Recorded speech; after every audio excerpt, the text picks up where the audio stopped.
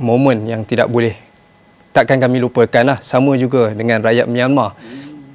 Pada hari yang ke-6 kejadian, betul, di satu worksite yang kita namakan worksite K10, kita bekerja rapat dengan bomba Myanmar. Jadi difahamkan masih ada mangsa-mangsa di bawah runtuhan. Kita menggunakan peralatan kita, pada masa itu kita menggunakan alat detect kita panggil DELSA, dan juga kamera iris. Kita buat satu lubang untuk kita tengok bagaimana keadaan mangsa-mangsa di bawah. Mungkin masih bernyawa, mungkin tidak bernyawa.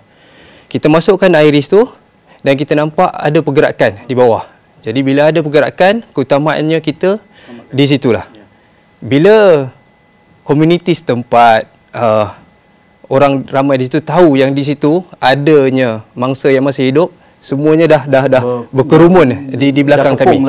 Tapi kami tetap fokus, kita buat kerja-kerja mengeluarkan mangsa, kita buat sedikit pemotongan dan sebagainya, dan kita keluarkan mangsa. Bila keluar tu dapat tumpukan gemuruh lah daripada dalam 2 jam. Dalam 2 jam. Untuk apa?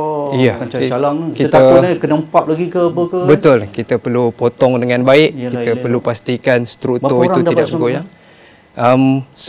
Semua sekali 11, 10 meninggal dunia, 1 masih hidup.